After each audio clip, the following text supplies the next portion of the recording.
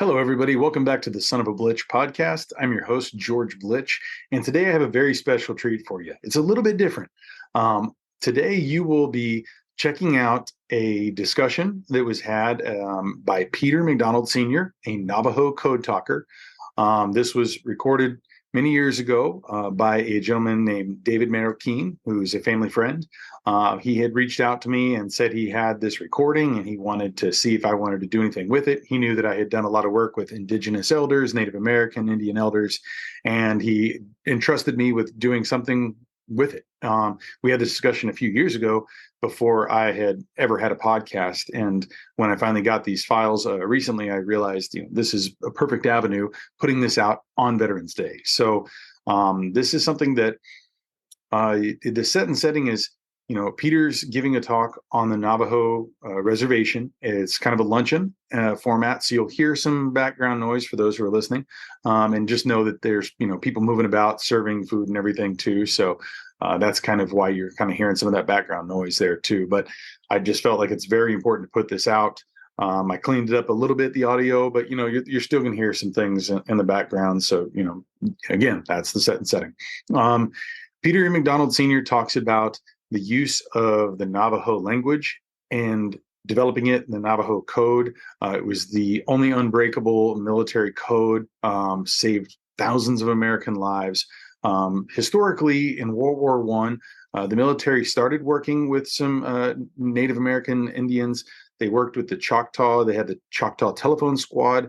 But after that, they really started to try to recruit some people during World War II to be able to establish a Native Code Talkers. And so Peter talks all about the history of that and kind of deciphers, how they came up with the code and why it was so important. So it's something that I feel like is just historically a monumental thing to take note of and to check out.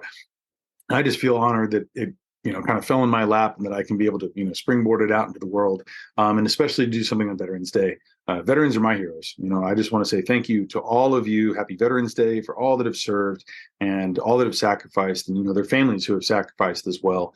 And just wanted to kind of give back a little bit, with a series of podcasts on Veterans Day. And I'm going to be doing a lot more veteran podcasts and organizations that work with veterans and mental health and different wellness and physical rehab. People who are really trying to give back to our veterans, because that's something I really strongly believe in and support. I hope you do too.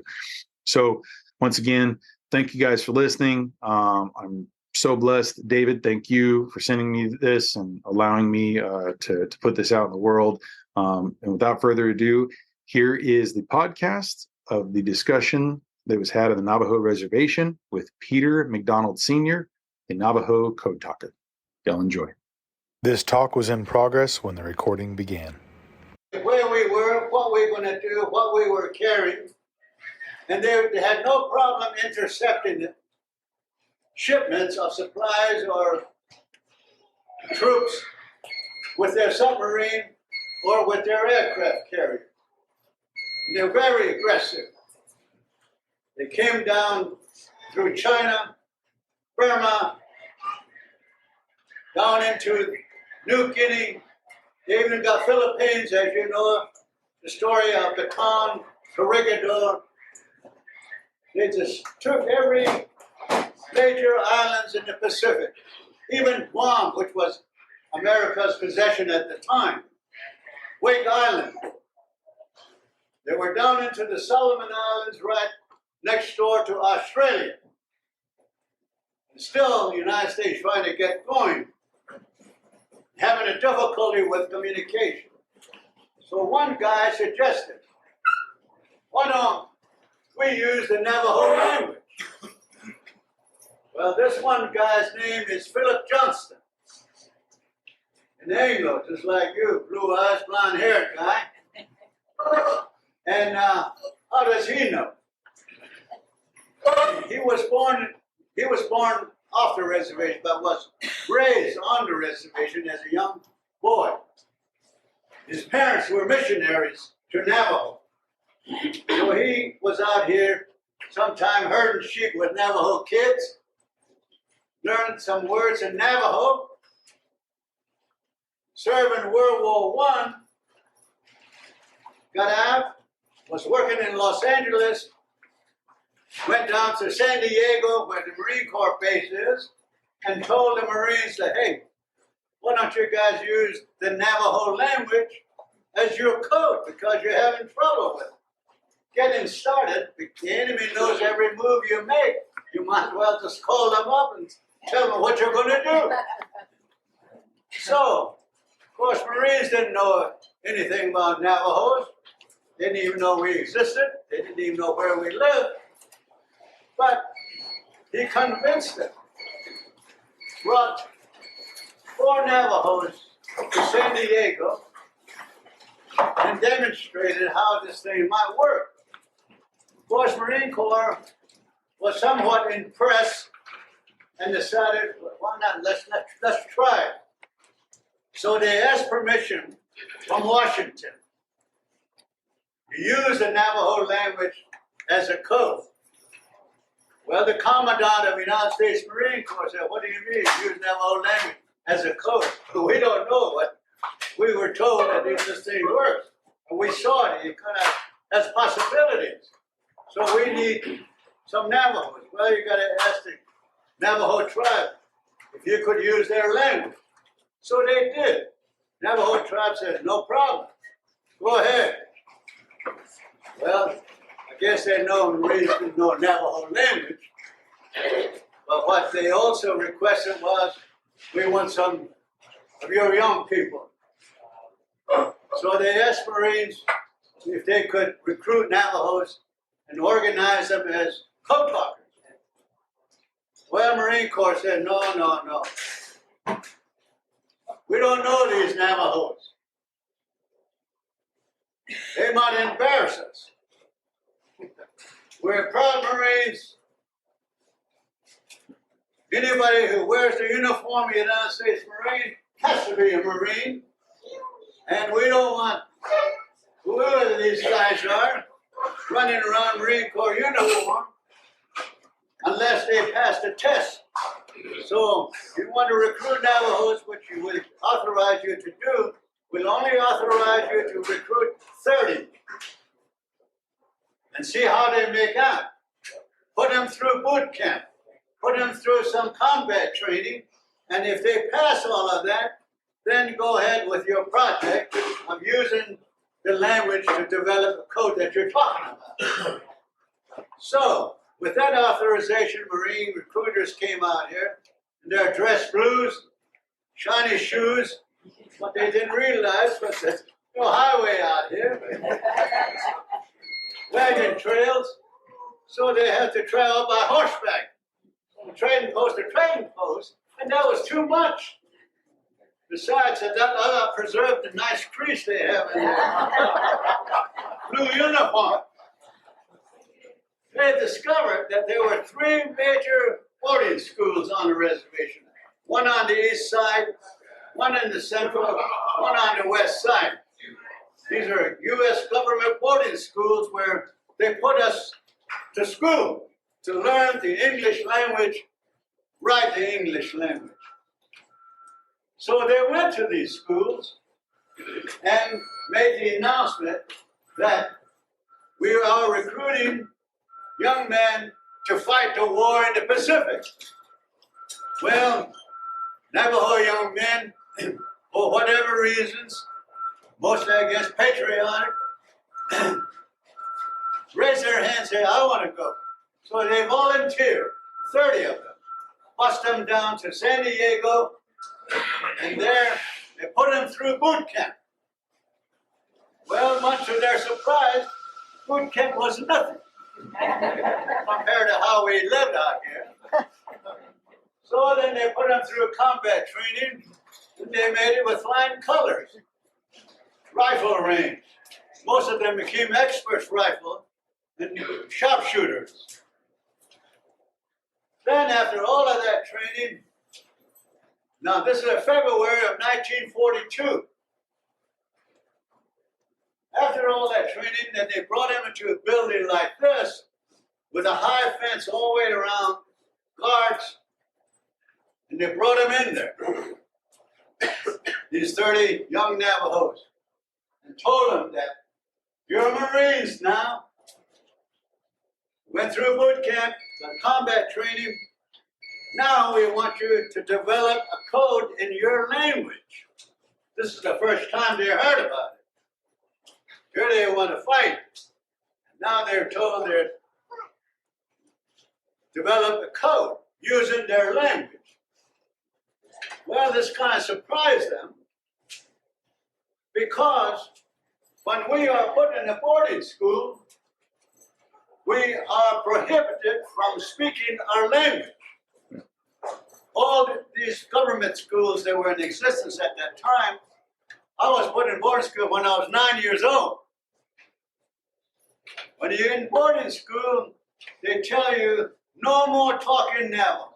We don't want even for you to utter one Navajo word. No singing, no practice of your religion or culture. It's behind you now. Just speak English. If we catch you talking Navajo, we'll punish you. And I'm telling you, they mean what they said. Because if Navajo is your first language, every now and then you can't have but a word or two comes out. And they catch you. They take this huge yellow government soap. They put it in your mouth and just rub it as hard as they could until you can't take it anymore. Horrible. They catch you again. They make you get down on the floor and scrub the floor. Bathroom, whatever. Real severe punishment for speaking Navajo, the language. Well, here they are, San Diego, put in a room, and we're told, use your language to develop a code. Well, what would you think? These 30 guys, they're talking to each other with a colonel sitting. The only person present besides them was a colonel. Sitting there, gave them some tablets, a huge blackboard. Said, use that blackboard. Here's some paper and pencil. Write it down, but whatever you do stays in the room. So when we went through a code school like that, as we leave the building, they search us. Make sure we don't have any notes with us as we leave the building and the compound. Until we get back the next morning to go through the training or school. Well, one guy said, wait a minute, might be another government trick. You remember, we were told not to use our language, and we were severely punished when we did. This may be one of those tricks. So they look around for yellow soap all in the room. Well, they didn't find it. They asked the colonel the same question. Look, we just came just a few weeks ago from Navajo, where we can't speak our language. The colonel said, no. Use the language however you want to. And here's a sample code that military sends to one another. So they got the sample codes. They look at it, and they saw that the messages were all in English. English alphabet. A, B, C, D, E, F down to Z. That was the first problem. Why? Because Navajo is not a written language. So we don't have a word for A or B or C or Z. So how do you send something we don't even have words for? So they sat there and scratched their heads. In the meantime, Colonel just sits there smoking his pipe. And one guy suggested, look, when we went to school, we learned a lot of words, English words, that starts with these letters. Like, he said, like Bilasana. Bilasana is apple in Navajo. It starts with A. So why don't we call A Bilasana? So they went to the blackboard. A equals Vilasana, apple. So that would be the word, code word for the letter A. How about B? Well, they thought a little bit. One guy said, in the summertime, we take our sheep to the mountain. And there we see a lot of shush. Shush in Navajo is bear. Bear starts with B. So B equals shush. Bear. Now they're kind of on the roll. How about C? Well, a lot of hands go up saying, I know. Say, how about Musse? Musse in Navajo is cat. So C equals Musse. And they went down the line D. Well, some more hands go up, like in the classroom, and say, in the fall, we go out hunting, and we hunt for bean. Bean in Navajo is deer. So D equals bean, deer. So they developed words for all the letters of the English alphabet, all the way down to Z. When they got down to Z, one guy suggested, hey, I know, why don't we call Z Nashteze? Nashteze in Navajo is Zuni. It's a tribe just south of us. Then another guy said, no. Zuni may not like us using their name. So let's get another word. And they were told that whatever word they're developing using should be as difficult and simple in Navajo as possible. So they said, okay, why don't we call Z Beshtorch? Well, why to say that? Okay, Beshtorch in Navajo is Zeke. So C equals Beshtorch. Now they got all the words for every letter in the English alphabet. Now they're on the roll. Now they could at least spell it out, whatever is in the message. But that's too long. Now we don't have words for military organization like division, battalion, regiment, company, platoon. So we need to develop words for those. Well, one guy said, we don't have an army, so we don't have anything like that. But we do have clan systems. So why don't we name these different organizations by clan that we have? I belong to Yucca Fruit Clan and one for Folded Arm Clan. Some belong to Bitter Water Clan. Some belong to Salt Clan, Mud Clan. So the company was like, let's say, Ashin, that's Salt Clan. So the word company, we say Ashin, Salt Clan. And then battalion, we say Hashkasilt, that's Mud Clan. So battalion would be Hashkasilt. So they developed words for all the different military organizations. And then they went on to the next part. This is all the military equipment that is used, including different kinds of airplanes, different kinds of ships, all of that. For instance, aircraft carrier. What should we call aircraft carrier? Well, they put aircraft carrier. One guy said, why don't we call aircraft carrier Chidi Ne Yehe? What's Chidi Ne Yehe? In Navajo, that means one that carries birds. So aircraft carrier would be Chidi Ne Yehe, one that carries birds. How about submarine? Submarine, another guy suggested, Besh So. Besh So in Navajo is iron fish. So submarine would be iron fish.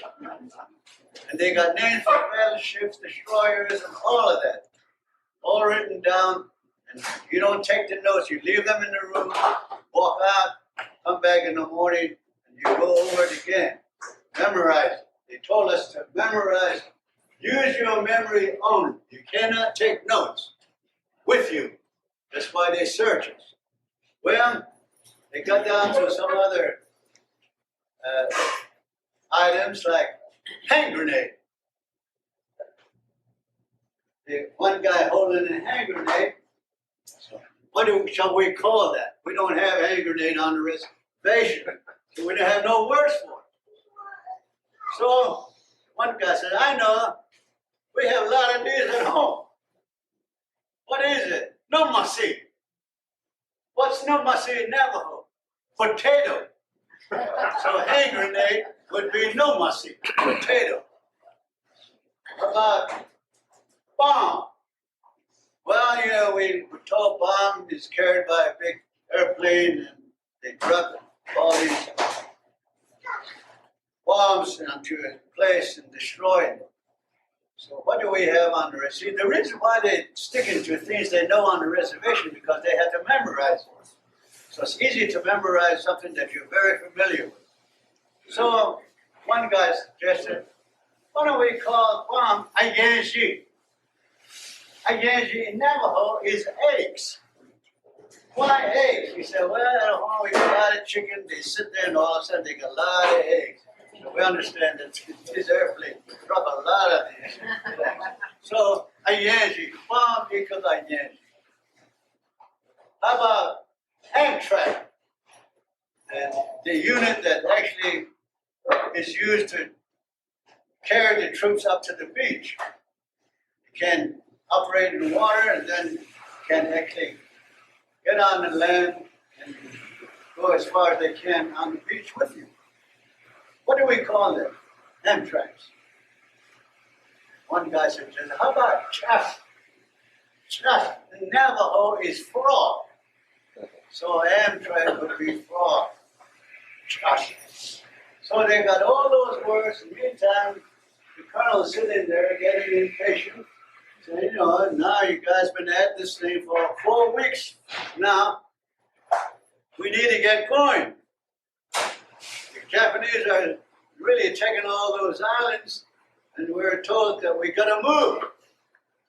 So they got, at this point, about 260 code words that they have written down, and they all, 30 of them know what it is. Now it's time for a test. So they put, and after this, they put us through regular communications. They take us out of the building to another location where all the other Marines who are in the signal battalions, those who will be radio men, are doing their training. There, we learn how to send Morse code, semaphores like the Navy guys, and also learn how to operate the radio they had at that time. These were very heavy, cumbersome units. Heavy, about 30, 40 pounds. I only wish that they had something like this back in those days. It would have been nice. You just carried us like this and run out into the beach. But we had to carry all that stuff. In some cases, it takes 2 people to carry a radio unit. But anyway, we learn all of that. After that, then practice comes in. We get separated, one group on that side, another group over behind the hill, and then they'll write code. We'll send it using the code we developed to the other unit on the other side. And they write it down, and it's becoming very perfect now. And there are only some problems. They put in some commas, semicolons, and colons in these messages, because we got no words for that. So they said, well, this is great, but you didn't put a comma or a period or a semicolon in there. So we got back to the classroom. What do? Well, like I said, that's easy. What do we call semicolon? That's not dead. That's what we're going to call it. What is that in Navajo? A black dot that lost its tail. What's that? So, we tried again. So they designed the code as difficult as they could, and it goes from this group to the other group, and it's completely perfect. No mistake. The other thing about the code was that if they were to scramble that same code in the regular military code system, it would take time. But this one only took 20 seconds from point A to point B. And the code, the message is delivered. Regular coding, 40 minutes. You have to select the code you're going to use, depends on what the classification is. Scramble it, write the scramble down, and then send that scramble message. The other guy writes it down in a scramble form, and then he goes find the code, descrambles it or deciphers it, and then the message is there. That takes time, but also more repetition, the more subject to mistakes. So, they relay all of this back to Washington, say, okay, time to go. So the 1st Marine Division was now ready. They were in Australia, getting ready to do their first offensive landing in the World War II in the Pacific. They sent 7 Navajo Code Talkers to Australia to join this 1st Marine Division. So August 7th, 1942, the first landing in the Pacific, first offensive movement on the part of the United States was the landing of the 1st Marine Division on Guadalcanal. 7 Navajo Code Talkers went in with the first wave. It was beautiful. General Vandergrift, who was in charge of the 1st Marine Division, wired back to the United States saying, hey, this Navajo code is terrific. We didn't understand it. The Japanese didn't understand it. But it works. So say, we need more Navajos. So the Marines came back out here and started recruiting in mass way. That's how I went in early 1944 at the age of 15 because I liked the uniform. It beats herding sheep out here.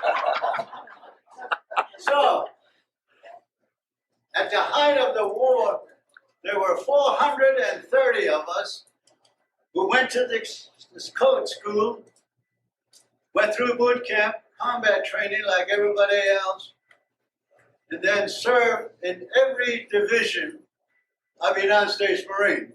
1st Division, 2nd, 3rd, 4th, 5th, and 6th.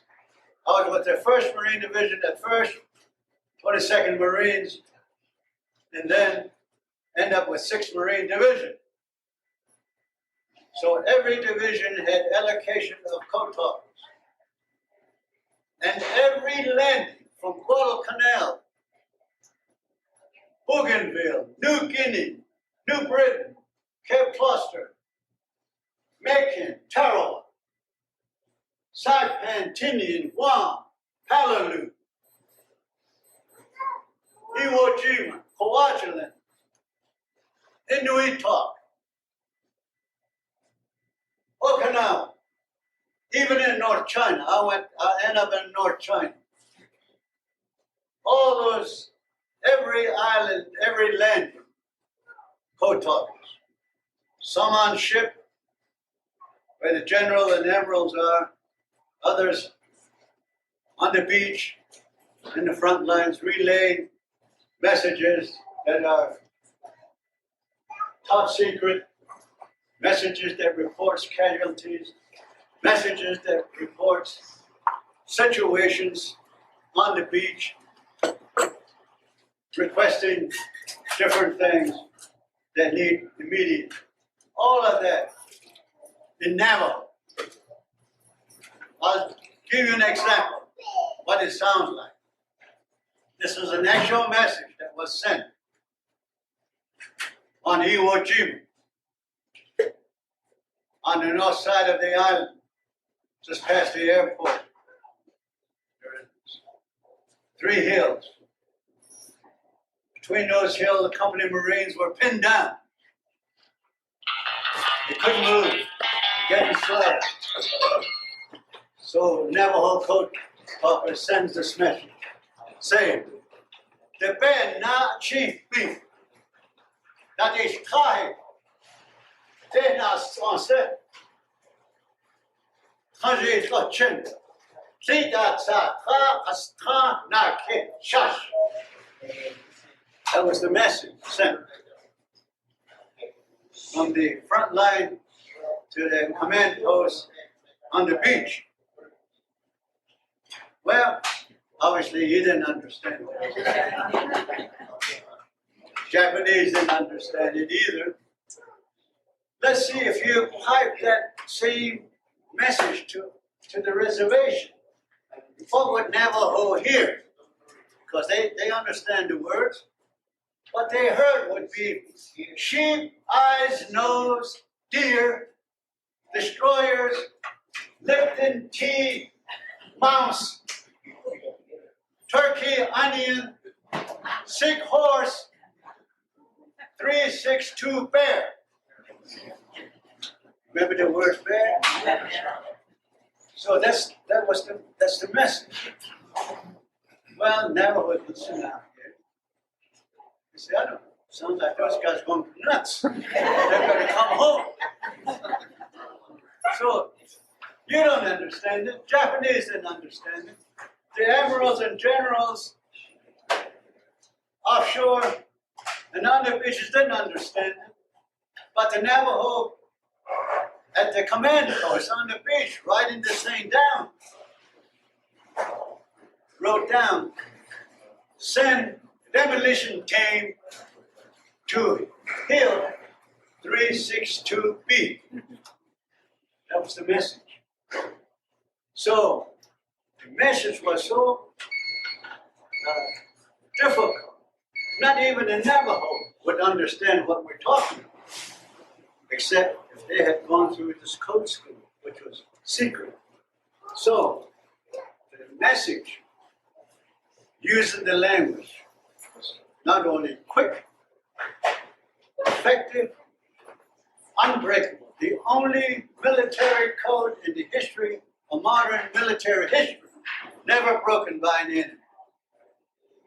And during that first 48 hours of Iwo Jima invasion, Colonel Conner, a 5th Marine Division Communication Director, made a report saying that during the first 48 hours of the Iwo Jima landing, over 800 messages were sent Navajo Code.